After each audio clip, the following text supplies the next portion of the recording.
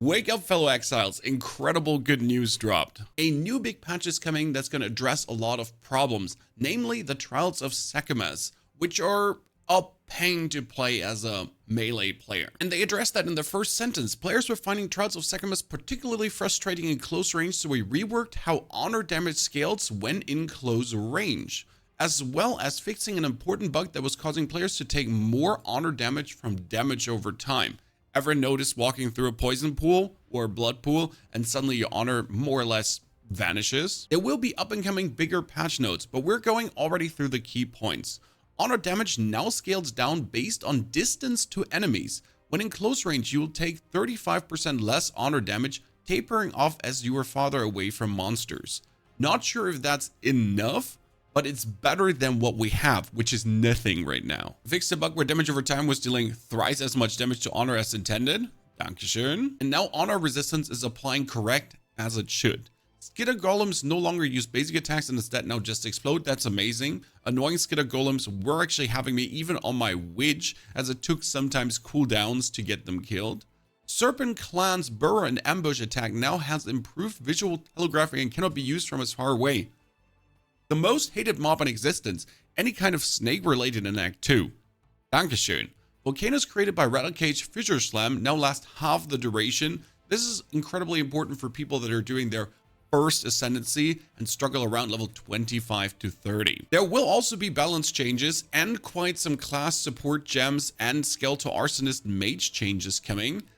Buckle up, ladies and gentlemen. First, the endgame and monster balance. Generally, the balance in endgame maps was more pushing than intended, so we have toned down the damage in a number of ways and disabled a certain on-death effect. Dankeschön. On-death effects are the most horrible thing in PoE 2. Maps no longer have additional elemental resistance penalties inherently applied at tier 6 and tier 11 or higher maps. It's now consistent across all endgame.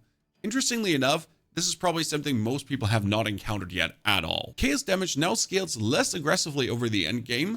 That's something you straight away meet on your first map. You can just get shredded by any source of chaos damage. Critical strikes from monsters now deal 40% less bonus damage, less getting bursted down. I like that.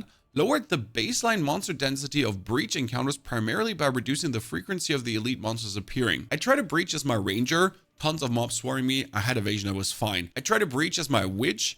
Unless I get straight up control over it, I might just get mobbed and die, like in a millisecond. Could be a good change. Disabled the volatile crystals modifier.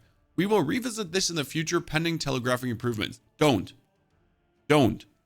Any modifier, any on-death modifier should just not exist. Something dies, shiny loot drops, I take shiny loot, I die to on-death effect, I'm mad. Always the same rotation. And I will always take that shiny loot. Don't you say, like, maybe you should be smarter. I'm not smarter. I'm stupid. I see shiny, I take. Purple explosions created by the volatile plants modifier on rare monsters now deal significantly less damage, which is very good because those volatile plants, they could take you out, even with tons of HP straight away. The Siphon's flask charges modifier on monsters now drains 10 times less flask charges per second. Thank you.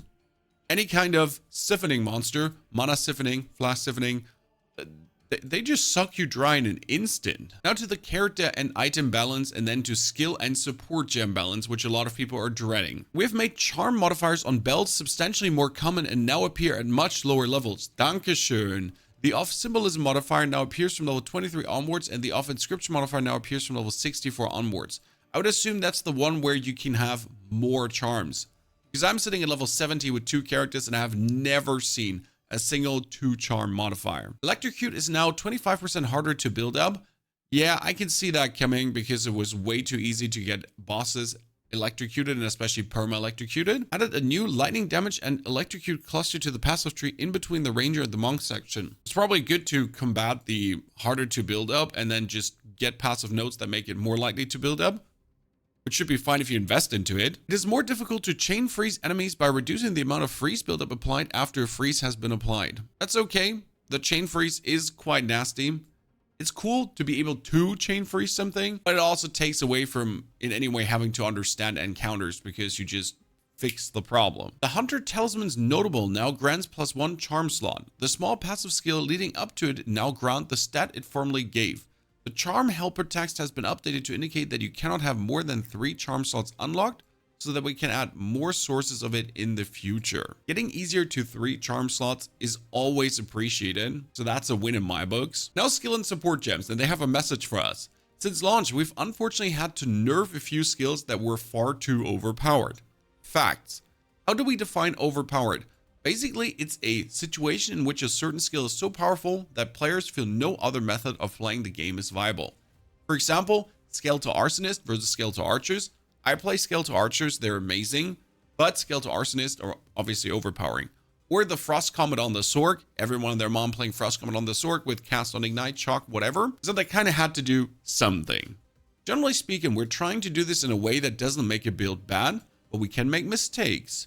Ideally, any truly meta-shifting change will only happen at the same time as a content patch with a new league to play in. But that doesn't mean we haven't been looking at underpowered skills, very good, and support gems. We've gotten a number of changes planned which should improve some of these skills. The full list of changes will be in the patch notes, but there's a sample of what you can expect. Rolling Slam and Shield skills in the Mace section are going to be improved. Bow skills and Frenzy Charge stuff. Then Bone spells and Chaos damage over time spells, which are so underpowered. Maybe we can finally start a Chaos Witch. Thank you very much. Improvements to Varai's crossbow skills, and especially those at higher tiers, and then improvements of the underachieving quarterstaff abilities. I do love this approach at the moment. Sure, nerf the overpowered stuff, but also make the things that are not an option, because only bringing something down is not the way to go. You get to lift others up as well. Alongside all of these skill gem improvements, we've also done a pass over the support gems. We've added 2 new supports and removed or lessened the penalties of many others. Added the Tremor support gem, which can be used to give up to multiple more aftershocks to skills with a damage penalty. Added the Bidding support gem, which can be used to give more damage to the command skills of supported minions. That's amazing. This is going to be great for the archers because more damage to the supported minion skills is either lightning striking, frost bombing, the skeletal arsonist explosions, but not their bomb throws, and then the skeletal archer gas arrow into explosion probably.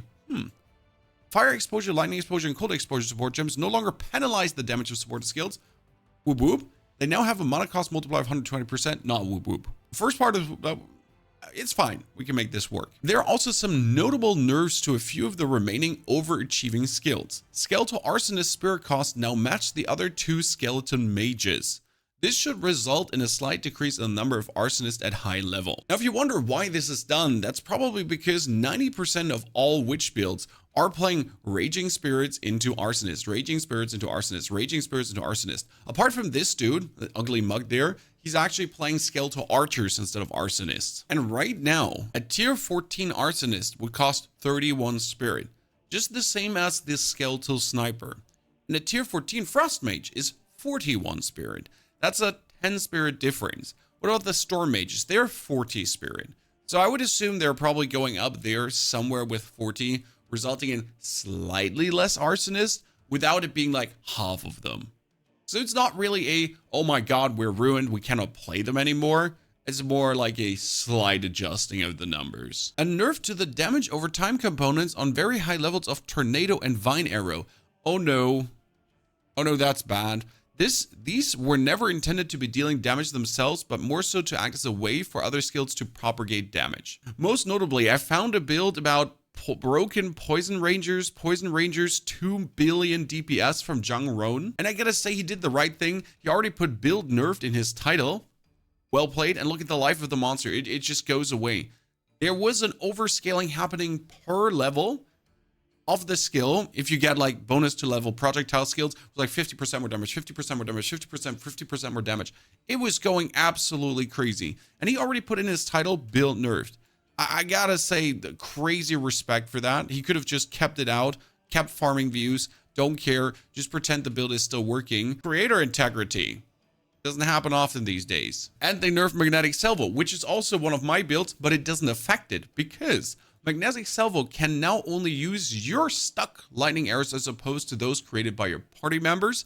This was being a little bit abused by 6-man parties. They were just lightning, electrocute, bombing bosses, completely seizing them up continuously while they just keep dropping salvos and arrows and salvos and arrows and stuff. And it was madness. So that did not influence my build. Luckily, I don't have to put nerfed in that title. And these are only the cursory glance notes, guys. We're getting more in-depth patch notes that are talking about more skills, probably more things being done, and overall the game moving in a better direction. Right now, I gotta say heads up to GGG. So far, the nerfs have been reasonable. Yes, I know you're salty that your combat got destroyed, and respecking should be way less expensive. I am sorry if I'm currently at level 70 and my build gets ruined and I would have to redo my complete skill tree. That would net me 4,000 per node. Sure, I got 200,000, but that's not the point, because I would, worst case scenario, actually have to farm. And I'm also in the end game where I get more gold. Someone that is currently leveling and gets ruined might have a way harder time. Considering that also respecking one of my nodes here is 20,000 too. Yeah, I feel like make it cheaper. We're in early access, patches, buffs, nerfs happen. Make it cheaper. People can experiment more. We can break more things. We can test more stuff. We can really make Path of Exile great. Now, if you do want to play an endgame magnetic silver ranger with the starter also in the description of that video, or the witch with a sword to follow soon, enjoy and have a fantastic good day.